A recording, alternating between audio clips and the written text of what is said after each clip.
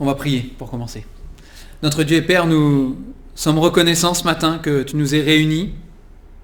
Reconnaissants parce que nous savons que tout vient de toi. Ce matin encore, veuille nous conduire, Seigneur, veuille parler à nos cœurs, nous faire du bien par ta parole.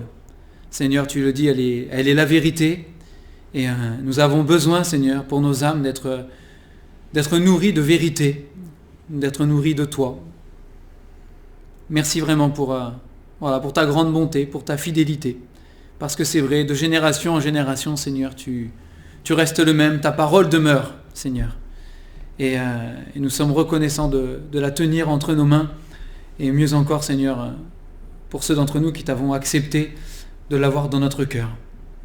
Seigneur, béni sois-tu et conduis vraiment ces instants. Au nom du Seigneur Jésus. Amen. Amen. Je vous invite à ouvrir dans Galates, chapitre 5. Galates, chapitre 5, ce matin. Je vous rappelle que l'apôtre Paul donc écrit cette épître, cette lettre, à tous les chrétiens qui sont en Galatie. Donc c'était une grande région. Et il n'écrit pas à une personne en particulier, ni à une église, mais vraiment à tous ces chrétiens qui sont en Galatie. Paul était passé dans cette région, avait fondé des églises. Il avait annoncé l'évangile, la bonne nouvelle de Jésus-Christ. Jésus-Christ qui était venu sur cette terre, Dieu lui-même, qui était venu sur cette terre, qui avait grandi, qui avait marché, qui avait rencontré plein de personnes, et qui avait donné sa vie surtout sur une croix, qui était ressuscité 3 jours après pour offrir la vie éternelle et le pardon des péchés à tous ceux qui croyaient en son nom, à tous ceux qui croyaient dans ce qu'il avait fait. Et donc c'est ce que Paul avait prêché, Christ, et Christ crucifié, et rien d'autre. C'est ce que Paul avait prêché à ses églises, à ses chrétiens. Enfin, ils n'étaient pas encore chrétiens au début, mais ils se sont convertis, ils ont fait des églises, et c'est ce qui a été enseigné dans ces églises. Et quand Paul est parti, peu de temps après, d'autres enseignants, des faux docteurs étaient passés, et avaient voulu rajouter des traditions, des préceptes, des lois, etc., etc. Donc je ne vais pas tout refaire, on ne va pas tout rentrer en détail là maintenant.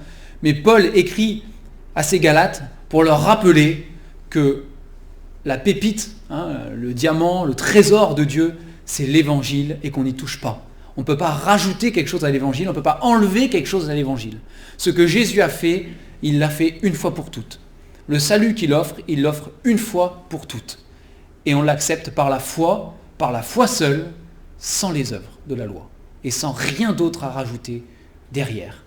En gros, il y a plein de choses dans l'épître aux Galates, mais c'est vraiment l'idée principale de Paul quand il leur écrit, c'est l'idée principale de Dieu, c'est ce qu'il veut rappeler à ces Galates. C'est l'évangile, il est parfait comme il est. Si vous touchez quoi que ce soit, et Paul le dit dans l'épître aux Galates, qu'il soit anathème, qu'il soit maudit, celui qui prêche un autre évangile que celui qui a été donné à travers Jésus-Christ. Et donc, il va développer plein de choses. Et puis nous, on est rendu au chapitre 5.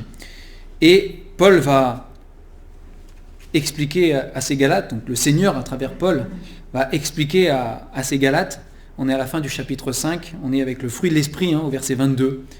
Paul va expliquer que la manière dont on marche en tant qu'enfant de Dieu, une fois qu'on est sauvé, la manière de vivre en tant que chrétien, ce n'est pas par la loi.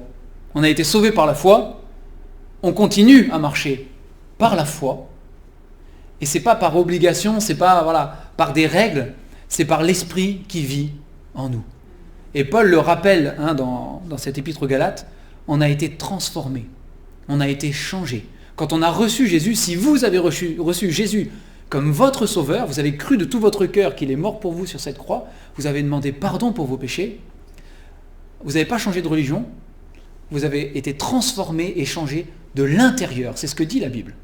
C'est ce que nous avons vécu, c'est ce que vous avez vécu, si vous l'avez accepté. Vous avez été changé à l'intérieur. Dieu est venu, chose extraordinaire, il est venu vivre dans votre cœur. Et ça a tout changé. Ça a transformé votre vie. Et maintenant, l'Esprit de Dieu vit en vous pour toujours. Il vit en vous. Il vous parle, pas forcément avec une voix qu'on entend du ciel, toujours, nécessairement, mais il parle à votre cœur, il dirige votre vie. Et c'est par cet esprit qui vit en vous, qui vit en nous, que nous vivons maintenant dans la foi à celui qui m'a aimé, qui s'est livré lui-même pour moi, dit Paul justement aux Galates, en Jésus-Christ. Et donc il parle de ce fruit de l'esprit, on va relire le verset 22 ensemble. Mais le fruit de l'esprit, c'est l'amour, la joie, la paix, la patience, la bonté, la bienveillance, la foi, la douceur, la maîtrise de soi. La loi n'est pas contre ces choses. Ceux qui sont à Jésus-Christ ont crucifié la chair avec ses passions et ses désirs. Si nous vivons par l'esprit, marchons aussi selon l'esprit. On va s'arrêter là, on va prendre ces 3 versets là. Mais voilà, c'est par l'esprit qui vit en nous que nous vivons et que nous appliquons la loi, si vous voulez, finalement, hein, que nous vivons selon la loi, mais pas par des règles, pas par des préceptes. C'est parce que Dieu a transformé notre cœur et que son esprit qui vit en nous nous dirige, nous guide, nous pousse, nous donne, comme il est écrit ailleurs, nous donne les mêmes sentiments que ceux qui étaient en Jésus-Christ. Et c'est ça, hein, c'est ça que d'être enfant de Dieu, que de marcher comme un enfant de Dieu. C'est de ressembler à Jésus-Christ. C'est d'avoir au fond de nos cœurs, et c'est pas juste dans nos actions, hein, c'est pas juste dans l'habit. C'est, vous savez, il y a des gens qui changent de religion et du coup, ils changent de vêtements, ils changent de coutume, ils s'habillent, ils étaient en punk, maintenant ils sont en costard-cravate. Bon bref, peu importe le... Je sais pas si vous voyez de qui je veux parler, mais voilà, il y a des choses comme ça, c'est de l'extérieur, vous voyez. C'est pas ça dont il est question ici, hein. C'est l'intérieur qui change. Dieu nous change à l'intérieur. Alors parfois ça se traduit sur l'extérieur, hein, mais il nous change à l'intérieur. Ce sont nos motivations, ce sont nos sentiments. Le fruit de l'esprit ici, vous trouvez des traits de caractère et des sentiments, l'amour, la joie, on a vu ça la dernière fois, la paix. Hein. Voilà, c'est l'intérieur. Dieu va changer nos motivations en profondeur. Et quand il est dit que nous sommes transformés, hein, dans la Bible, de gloire en gloire, à l'image de Jésus-Christ, c'est ça que Dieu fait en nous. C'est le travail de Dieu en nous. Mais c'est un travail qui est intérieur. Et après, ça se traduit bien sûr dans ma manière de vivre autour de moi. Et les gens autour de moi, en tout cas, doivent le voir. Mais ça commence par l'intérieur, c'est important. Donc la dernière fois, on avait vu donc, ce fruit de l'esprit, on avait vu, voilà, c'est un package. Hein. Ramon me l'a rappelé ce matin, hein, pour une raison. C'est un package, c'est un bloc. Hein, c'est pas, moi je prends la joie, la paix, par contre la patience, je la prends pas, et le reste, ça viendra plus tard. Non, le fruit de l'esprit, voilà, c'est un seul, quoi. Dieu nous donne tout, hein, en une fois. Alors parfois, il y a des choses qui prennent du temps dans notre vie, hein, que Dieu travaille avec le temps et par les épreuves que Dieu parfois nous envoie, hein, par les circonstances de notre vie que Dieu permet. Il va travailler des domaines de notre vie où on a besoin d'avancer les uns les autres. Par les frères et sœurs aussi qu'il me donne, parfois il va m'aider à travailler certains domaines de ma vie, etc., etc. Donc on a vu l'amour, la joie et la paix la dernière fois. Et dans la liste après vous avez, alors ça dépend de vos traductions. Moi, Second a choisi de traduire par la patience. Si vous avez d'autres traductions, vous avez peut-être d'autres mots. Sans doute, peut-être certains ont le mot longanimité. Alors, si vous avez le mot longanimité, aussi, voilà. Et longanimité, c'est le bon mot. Mais beaucoup de traducteurs ont choisi de traduire différemment. Donc, c'est le mot grec, il revient plusieurs fois dans le Nouveau Testament, et il est traduit, dans nos traductions modernes, hein, il est traduit par plusieurs mots. Parfois, il est traduit par patience, c'est vrai. Hein, parfois, il est traduit aussi par générosité, parfois par longue attente ou long support. Et donc, les traducteurs ont essayé de rendre des mots, pour les rendre plus accessibles aujourd'hui, on va dire, parce que c'est vrai que longanimité, je ne sais pas si vous l'employez souvent dans vos discussions, moi assez rarement, voire jamais. C'est un mot un peu, voilà, qui est un peu passé dans la langue française, mais c'est quand même celui qui rend le mieux, en tout cas en français, c'est celui qui rend le mieux le mot grec derrière. Je ne sais pas si on a des dictionnaires ambulants ici, mais longanimité, c'est pas forcément évident. Hein. Donc longanimité, si vous allez dans le dictionnaire, c'est ce que j'ai fait, hein, tout simplement, et que vous cherchez, vous trouvez littéralement, ça veut dire la patience à supporter une souffrance ou des souffrances morales. Vous comprenez pourquoi on essaie de traduire la chose. Voilà, mais c'est la patience à supporter des souffrances morales. Ça peut être traduit aussi par la patience à supporter ce qu'on aurait le pouvoir ou le droit de réprimer ou de punir. Voilà, donc je le répète, c'est la patience à supporter ce que j'aurais le pouvoir, le droit de réprimer ou de punir. C'est le mot longanimité. Après, c'est sûr que si on essaie de traduire par patience ou par d'autres, ça atténue le sens. Hein. Mais c'est le mot derrière qui est utilisé. Et ce mot-là, dans la parole de Dieu, il revient plusieurs fois dans le Nouveau Testament, et notamment pour caractériser Dieu, hein, pour caractériser le Seigneur. Alors par exemple, Romains 2, 4, si vous voulez le prendre avec moi, c'est un verset que j'aime beaucoup. Romains chapitre 2, verset 4. C'est un verset que j'aime beaucoup parce que c'est un verset qui qui est, comment dire, on va dire, qui caractérise bien ma conversion, qui caractérise bien mon témoignage, ce que le Seigneur a fait pour m'amener à lui en fait. Voilà, Romains chapitre 2, verset 4, Paul écrit « Où méprises-tu les richesses de sa bonté, de sa patience, de sa longanimité, ne reconnaissant pas que la bonté de Dieu te pousse à la repentance. » Et donc dans ce contexte, Paul va dire que Dieu, quand on prend conscience, si on prend conscience à quel point Dieu, entre autres choses ici, est longanime avec nous, d'accord ? À quel point on en prend conscience, ça doit nous pousser à nous repentir et à demander pardon. Donc vous trouvez ce terme pour Dieu dans d'autres passages, on ne va pas les prendre ce matin. Mais c'est sûr que si on comprend bien la parole de Dieu, ce qu'elle dit de Dieu, ce qu'elle dit de nous, ce qu'elle dit du péché, on comprend qu'en fait, à chaque fois que je pêche, à chaque fois que je pense, que je dis, ou que je fais quelque chose qui est contraire à la nature parfaite, sainte, pure de Dieu, c'est une offense. C'est comme ça que la Bible décrit le péché. C'est une offense envers mon Créateur. C'est une offense envers Dieu. C'est une blessure, une injure, une attaque, si vous voulez, envers mon Créateur. Donc mes péchés, vos péchés, sont une attaque à la sainteté de Dieu, sont une insulte à la sainteté de Dieu, sont une injure à la sainteté de Dieu. C'est une offense. Dieu est offensé par nos péchés. Mais jusqu'à preuve du contraire, puisque nous sommes là, on n'a pas été foudroyés sur place, on n'a pas été détruits instantanément, on est toujours là. L'année s'écoule, et après une année passée, on est toujours là. On respire, on peut se parler les uns les autres, on est toujours vivants. En tout cas, physiquement, on l'est tous. Spirituellement, j'espère qu'on l'est tous aussi. Mais physiquement, on est là, on respire, donc physiquement, on est là. Donc le Seigneur, malgré tous les péchés qu'on a pu commettre cette année, nous a pas foudroyés. Parce qu'il a été longanime. D'accord ? C'est ça l'idée. C'est-à-dire que le Seigneur a supporté, durant toute cette année, il m'a supporté. Dans ma faiblesse, dans mes péchés, dans mes échecs, il m'a supporté. Il vous a supporté chacun de vous, et chaque être humain sur cette planète. Il a supporté chacun dans ses péchés dans ses péchés de cette année. Dieu a supporté, il a patienté, il a supporté toutes les agressions, toutes les offenses qu'on a pu commettre. Le Seigneur est longanime. Et en plus de ça, il avait le pouvoir et le droit, lui vraiment, il avait le pouvoir et le droit de nous juger instantanément. Parce qu'il est notre Créateur. Il est celui à qui nous rendons des comptes. Il est celui qui nous a donné la vie et celui à qui on devra rendre des comptes un jour pour ce qu'on aura fait dans notre vie. Donc il a le pouvoir et le droit de nous réprimer et de nous punir. Et la Bible dit, Dieu nous le dit, le salaire du péché, c'est la mort. Mais le don gratuit de Dieu, c'est la vie éternelle en Jésus-Christ notre Seigneur. Mais le salaire du péché, c'est la mort. Tous nous aurions mérité de mourir.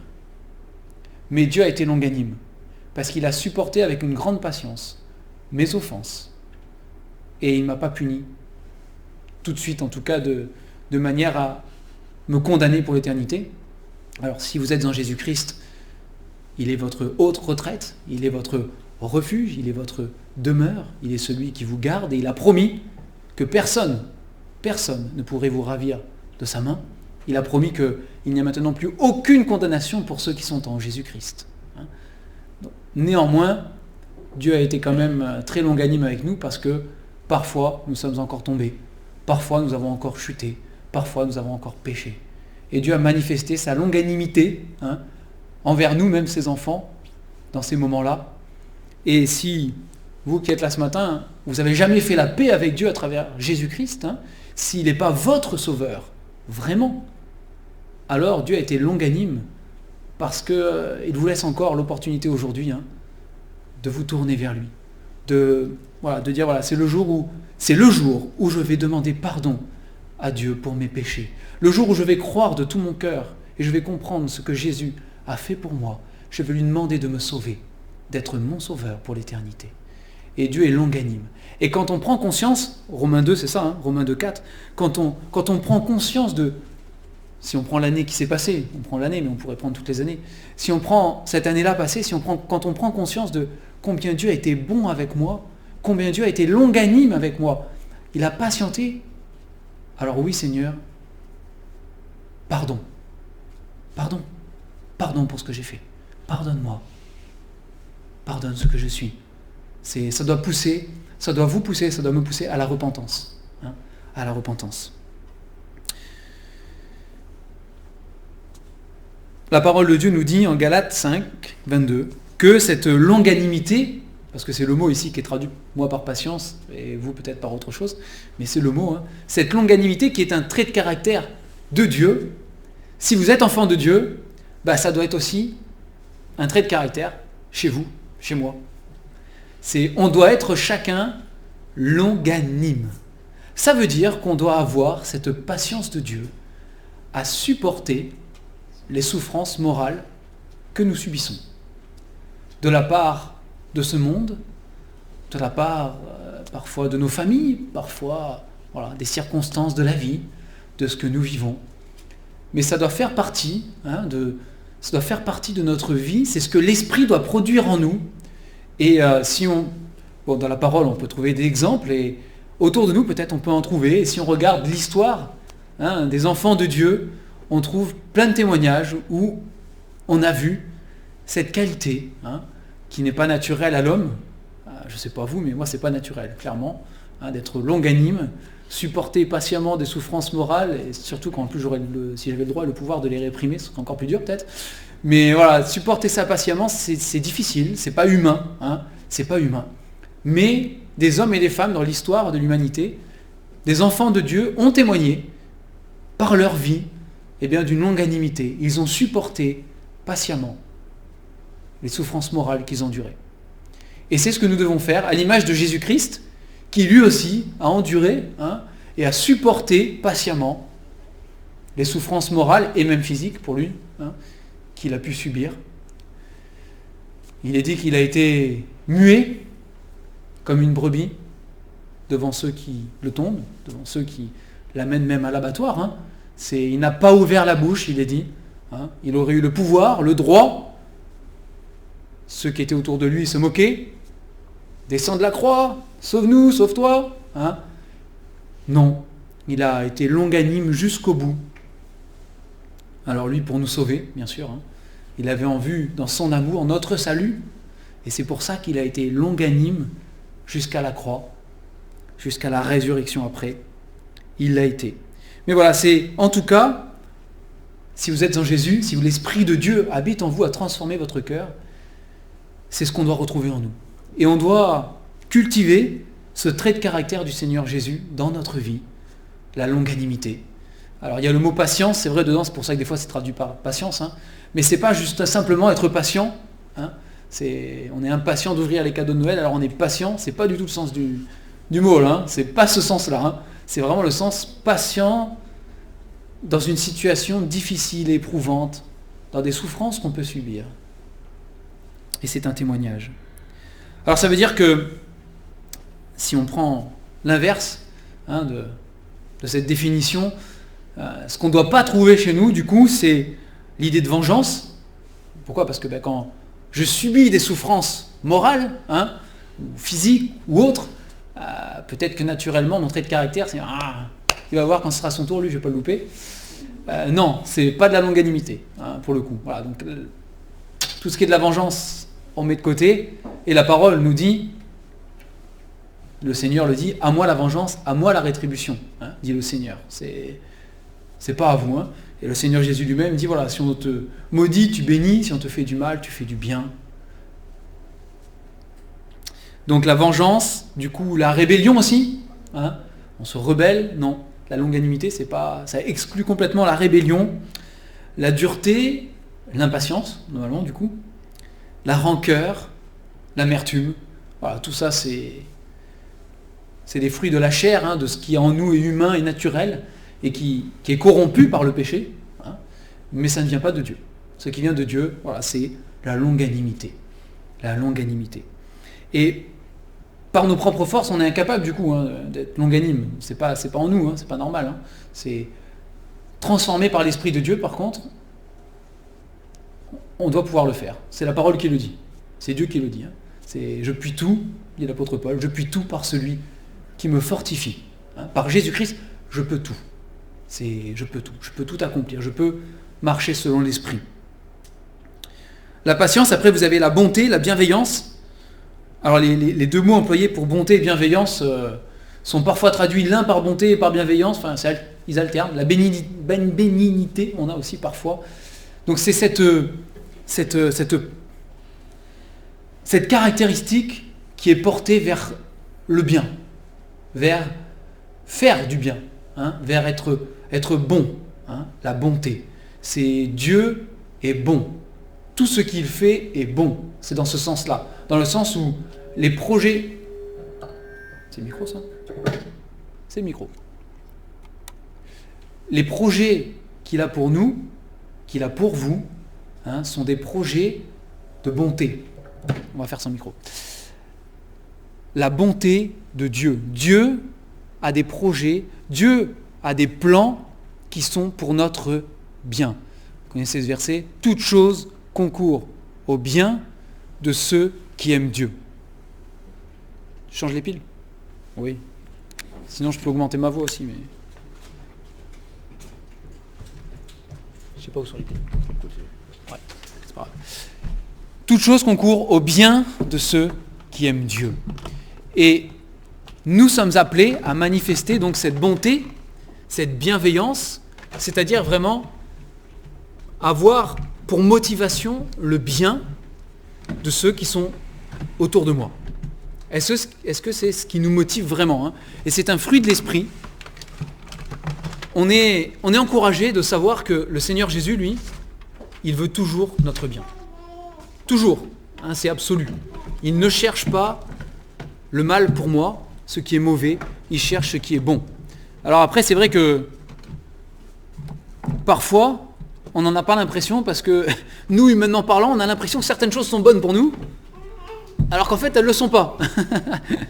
Et on a l'impression que certaines choses sont mauvaises pour nous, alors qu'en fait, on en a peut-être besoin. Et ça, ce sont les plans de Dieu. Ce sont les plans de Dieu. Mais ce que Dieu veut pour nous, c'est toujours notre bien. Toujours notre bien. Dieu n'est jamais motivé pour nous faire du mal. Jamais. Vous ne trouvez pas ça dans la parole. C'est pas possible. Est-ce que nous, par l'esprit qui vit en nous, on a ce trait de caractère où ce qui motive, là pour le coup, nos relations les uns avec les autres, c'est forcément. Si on est bon qu'avec soi-même, il n'y a aucun intérêt dans la Bible. C'est pas du tout ça. Donc c'est dans nos relations les uns avec les autres, est-ce que nous sommes motivés par le désir de faire du bien ? Est-ce que ce sont mes motivations ? C'est mieux. Merci. Est-ce que ce sont mes motivations ? Voilà, mais c'est l'Esprit de Dieu, encore une fois, qui va nous transformer et qui peut nous pousser à vouloir, à aimer, à être motivé par faire du bien à ceux qui m'entourent. Le Seigneur Jésus, on le voit dans les évangiles, dans la vie qu'il a manifestée de l'Esprit, qu'il a caractérisée, il a toujours cherché le bien de ceux qui étaient là. Toujours. C'est un trait de caractère du Seigneur Jésus, c'est un trait de caractère de Dieu. Et c'est quelque chose qui doit aussi nous caractériser. Être bienveillant. Être bienveillant. Et voilà. Est-ce que nous sommes connus, nous qui sommes enfants de Dieu, parce que si vous n'êtes pas enfants de Dieu, on ne peut pas donner ce qu'on n'a pas reçu.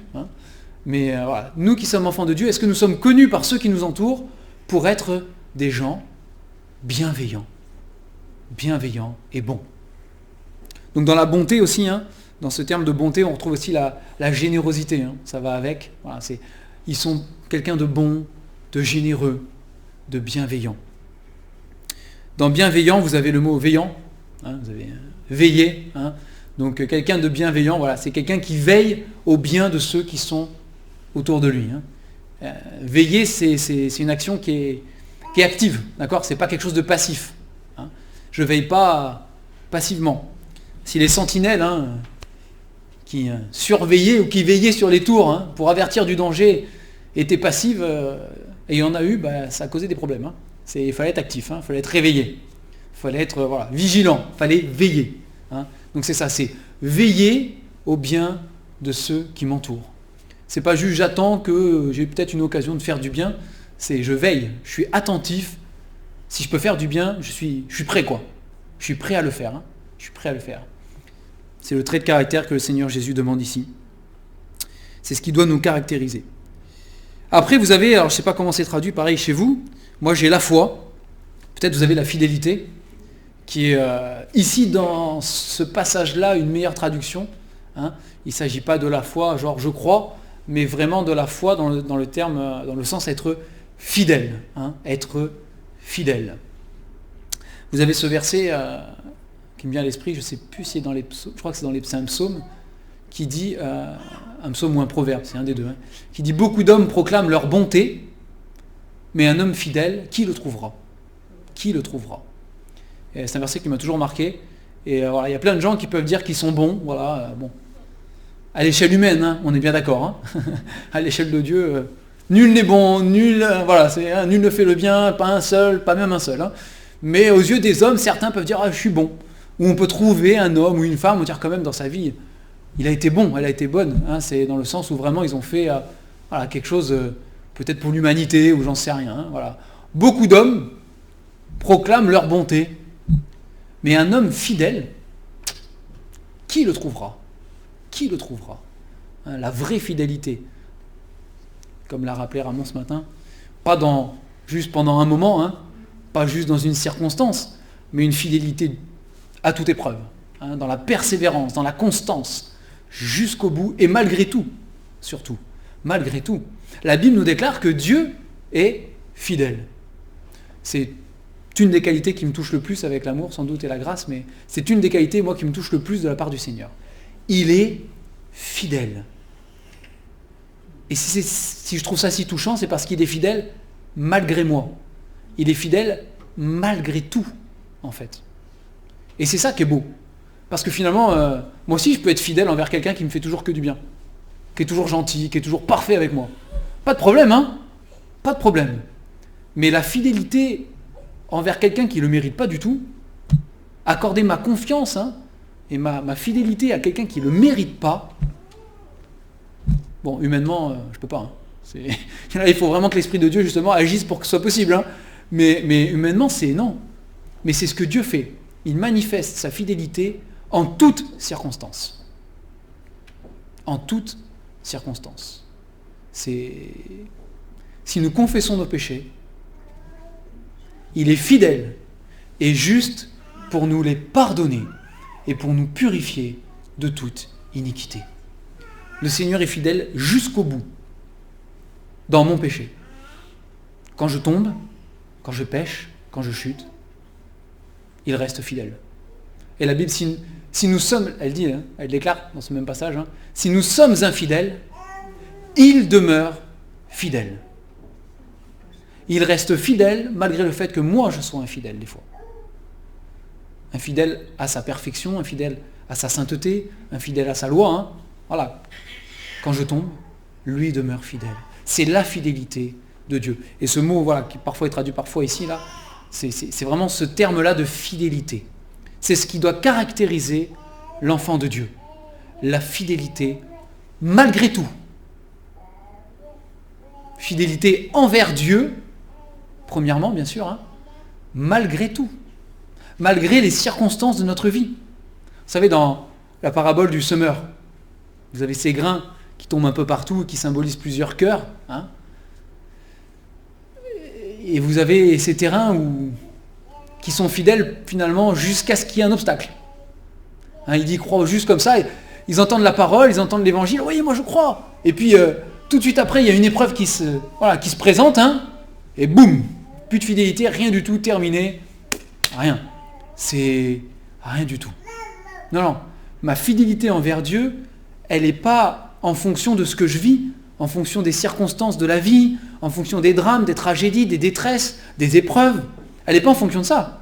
Ma fidélité envers Dieu, elle est simplement envers ce qu'il a dit dans la Bible. Il l'a dit. Point terminé. Et même si les circonstances parfois me troublent, hein, ça peut arriver, me désarçonnent, me déstabilisent, m'affectent même parfois beaucoup. Hein. On vit parfois des tragédies dans nos vies, clairement. Même si on est par terre, ça ne doit pas, normalement, hein, ça ne doit pas affecter ma fidélité envers mon Dieu, qui lui est fidèle, malgré tout. Hein, il est le même hier, aujourd'hui, éternellement, dans ses promesses. Et la Bible dit que Dieu qui est fidèle ne permettra pas que vous soyez éprouvés au-delà de vos forces. Hein, c'est la fidélité de Dieu. Alors moi, je peux demeurer fidèle. Et bien sûr, fidèle dans mes relations humaines aussi, ça doit se traduire, voilà, par une fidélité, une constance envers et contre tout. Envers et contre tout. La douceur et la maîtrise de soi sont les deux derniers ici. Alors bien sûr, la liste n'est pas exhaustive non plus. Hein. Si vous lisez la parole entièrement, vous trouvez plein d'autres caractéristiques et traits qui sortent du cœur de l'enfant de Dieu par l'esprit, normalement, qui vit en lui. Hein. Mais voilà, vous avez la douceur. Ailleurs, vous avez ce verset qui dit que votre douceur soit connue de tous les hommes. C'est quelque chose, hein, votre douceur soit connue de tous les hommes. Encore une fois, voilà, est-ce que nous sommes connus, nous qui sommes enfants de Dieu, si vous êtes enfants de Dieu du coup, hein, est-ce que vous êtes connus pour être quelqu'un de doux? La douceur. Ça, c'est pareil. Hein. Ou est-ce que vous êtes connus pour être quelqu'un qui est dur? Hein. Le contraire de la douceur, c'est la dureté. Hein. C'est la rigidité, la rigidité, la dureté. Voilà, il n'y a pas de... Ou est-ce que vous êtes doux? La douceur. Combien d'exemples nous avons dans les évangiles de la douceur du Seigneur Jésus? Alors, il sait dire la vérité quand il faut dire la vérité. Hein. C'est la sincérité de Dieu. Hein, quand il s'adresse aux pharisiens, etc., il sait. Hein, c'est la sincérité de Dieu. Mais quelle douceur il caractérise envers tous les autres. Même envers les pharisiens. Hein. Ils auraient pu être châtiens, ils auraient pu être foudroyés instantanément, ils ne sont pas. Longanimité, encore une fois, qui va avec la douceur, mais la douceur du Seigneur Jésus. C'est envers ceux qui, autour de lui, ne comprenaient rien. Il aurait pu, franchement, les disciples, ils auraient mérité, et nous méritons parfois un bon coup de pied aux fesses plus d'une fois. Hein. Franchement, c'est lent à comprendre. Hein. C'est homme de peu de foi, jusqu'à quand vous supporterai-je? Hein. Parfois il le dit, voilà. Mais ça n'empêche pas sa douceur. Il va réexpliquer. Il va leur réexpliquer. Même si ça fait 400 fois qu'il réexplique, il va le réexpliquer. Et il va toujours le dire avec amour, il va toujours le dire avec douceur. Hein? Il va croiser des personnes dans la détresse. Le discours des disciples, c'est « Qui a péché? C'est lui ou c'est ses parents pour qu'il soit comme ça ?» Non. Lui, il a une vue. Il n'est pas enclavé dans des traditions et dans des réflexions humaines. Il a le plan de Dieu derrière, il a la vue humaine, mais non, c'est pour que la volonté de Dieu se fasse, c'est pour que la gloire de Dieu éclate, mais il y a cette douceur, il va aller voir le lépreux, il va le toucher. Hein, et il y a cette douceur quand on amène cette femme adultère, prise en flagrant délit, condamnée selon la loi de Moïse, etc. Il y a la douceur. Hein, c'est que celui qui a jamais péché lui jette la première pierre. Et puis après, face à elle, voilà, je ne te condamne pas non plus. Ne pêche plus. Voilà, vous retrouvez cette douceur du Seigneur Jésus. Hein. Est-ce que cette douceur est celle qui nous caractérise? Que votre douceur soit connue de tous les hommes. Hein. Le Saint-Esprit aurait pu inspirer pour écrire que votre douceur soit connue. Mais il rajoute de tous les hommes. Hein, parce qu'il n'y a pas d'exception. C'est pas que votre douceur soit connue des membres de l'Église. Par contre, chez toi, quand tu es dans ta famille, là, c'est pas la même. Hein. Non, c'est de tous les hommes. Hein. C'est de ceux avec qui on n'a pas vraiment envie d'user de douceur. Je ne sais pas si vous en connaissez, moi j'en connais, je ne sais pas si vous en connaissez. On en connaît tous. Hein. Voilà, dans ce monde, il y a des personnes, c'est pas de la douceur qu'on a envie d'employer, c'est pas vraiment la première chose qui nous vient à l'esprit, quoi.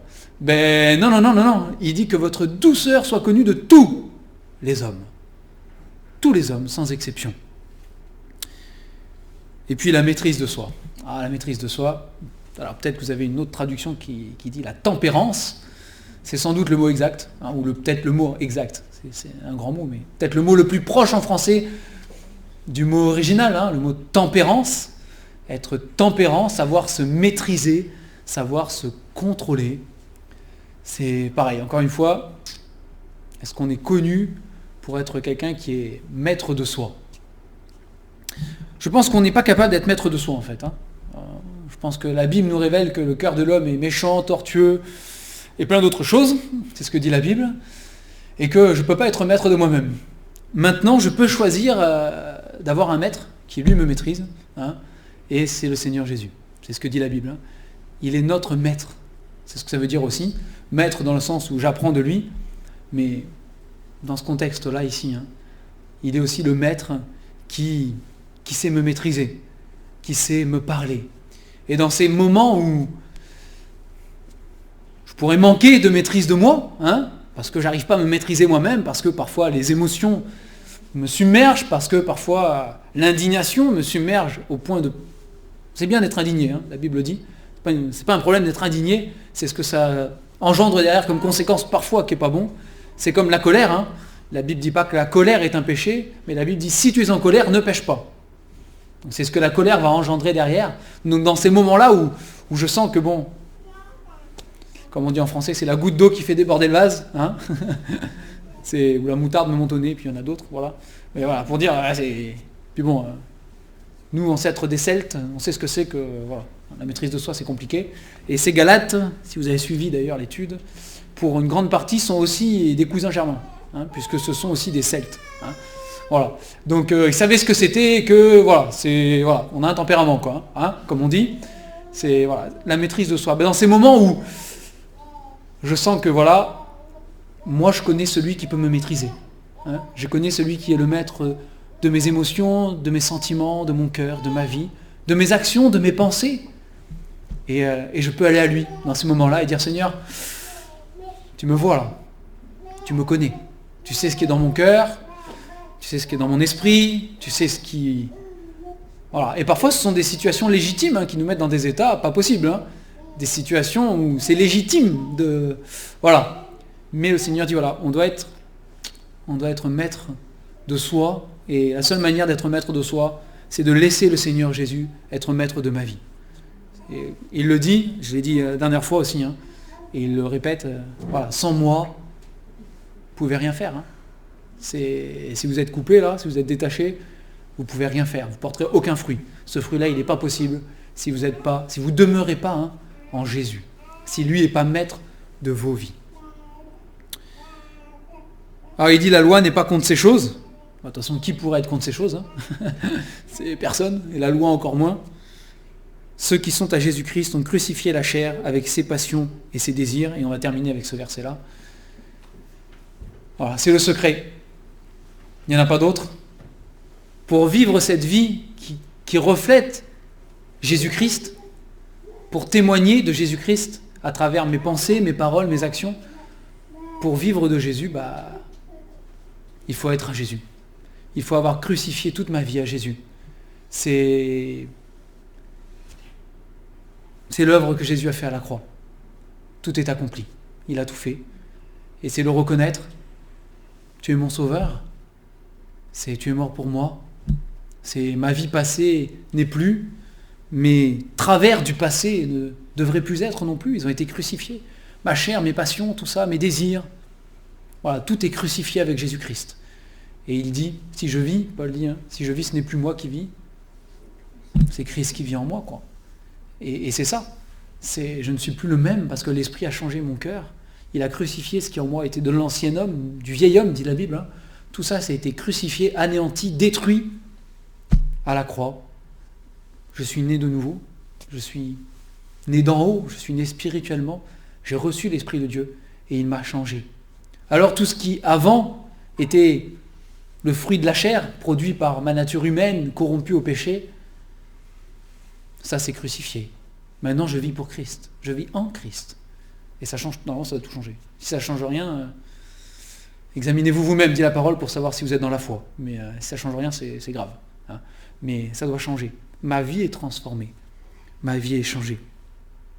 Si nous vivons par l'Esprit, marchons aussi selon l'Esprit de Dieu. Alors que le Seigneur nous encourage, chacun d'entre nous. On n'est pas parfait, on le sait chacun pour soi-même, ça, et ceux qui nous entourent en général le savent aussi, mais on n'est pas parfait. Mais celui qui est parfait vit en nous. Et par celui qui vit en nous, la Bible, nous sommes plus que vainqueurs. Et c'est à nous, parce que le Seigneur a tout fait, c'est à nous dans nos démarches envers Dieu, j'entends, dans notre volonté, dans nos désirs, de venir au Seigneur pour lui dire, voilà Seigneur, je veux vivre de l'Esprit. Je veux vivre cette vie que tu promets, que tu décris, celle qui est de Jésus, je la veux vraiment, alors sois le maître. Sois le maître de ma vie, le maître de mes sentiments, le maître de mes pensées, de mes volontés, de mon cœur, de ma vie entière, mais sois-en le maître, Seigneur. Et ça, c'est la démarche que chacun d'entre nous, le Seigneur nous invite encore à faire, à renouveler, même si c'est déjà fait, à renouveler chaque jour, Seigneur, encore aujourd'hui. Sois mon maître, dans tous les sens du terme. Et je voudrais vraiment terminer. Si vous ne connaissez pas Jésus-Christ comme votre sauveur, s'il n'est pas votre Dieu, s'il n'est pas celui qui vous a sauvé en Jésus-Christ, la Bible dit, c'est encore aujourd'hui le jour du salut. Peu importe qu'on soit à la fin de l'année, que dans la semaine prochaine on soit au début de l'année, ça n'a pas d'intérêt. Ce qui compte, c'est aujourd'hui. C'est pas demain, c'est pas hier. C'est aujourd'hui. Et aujourd'hui,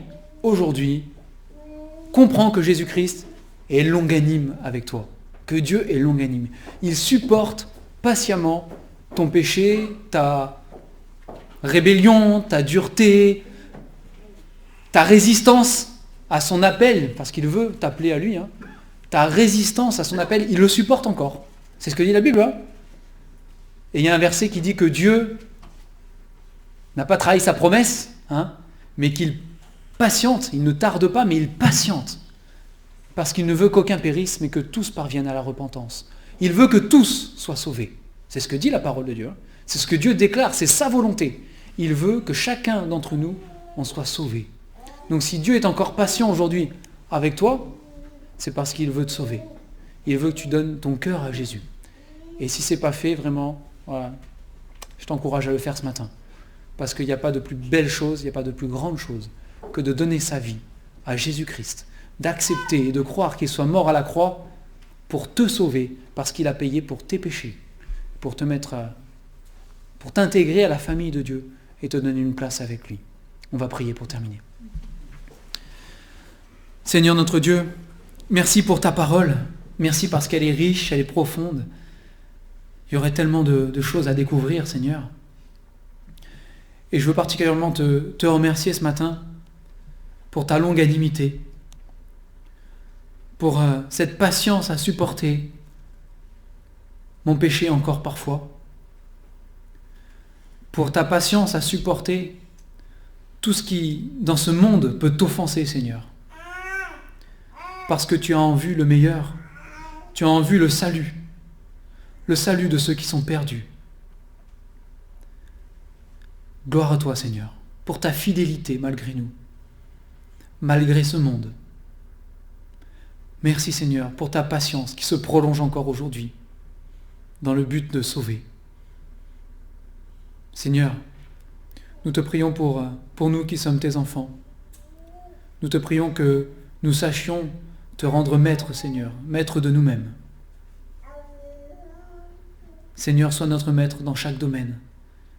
Que nous puissions être connus pour refléter les qualités de Jésus-Christ, les sentiments de Jésus-Christ, les émotions, les désirs, les volontés de Jésus-Christ. Que nous soyons connus pour être pleins d'amour, pour être fidèles, pour être pleins de joie aussi, pleins de paix. Que nous soyons connus pour notre douceur dans la vérité. Que nous soyons connus pour notre patience, notre longanimité aussi, pour notre maîtrise de soi, pour notre bonté. Que nous soyons connus pour être des disciples de Jésus-Christ. Seigneur, continue à changer nos cœurs. Et nous te louons, nous qui t'appartenons, pour la manière dont tu as déjà transformé nos vies et pour le travail que tu continues à faire en nous. Et merci pour cette promesse que tu le rendras parfait pour ton retour. Nous te louons encore ce matin et nous te bénissons. Au nom du Seigneur Jésus. Amen.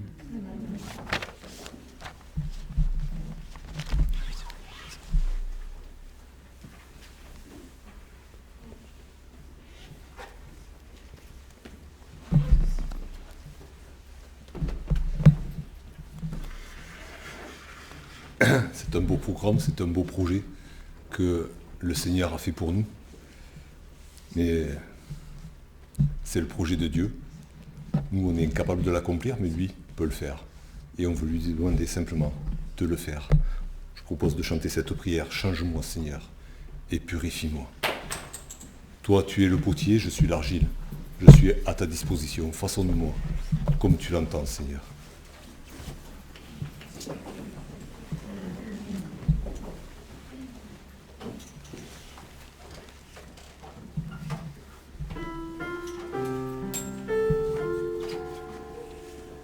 Change-moi, Seigneur, et purifie-moi. Change-moi, Seigneur, que je sois toi. Jésus, tu es le potier, je suis l'argile. Brise-moi, façonne-moi, oui c'est mon désir. Change-moi, Seigneur, et purifie-moi. Change-moi, Seigneur, rends-moi comme toi. Jésus, tu es le potier, je suis l'argile. Brise-moi, façonne-moi, oui c'est mon désir. Change-moi, Seigneur, et purifie-moi. Change-moi,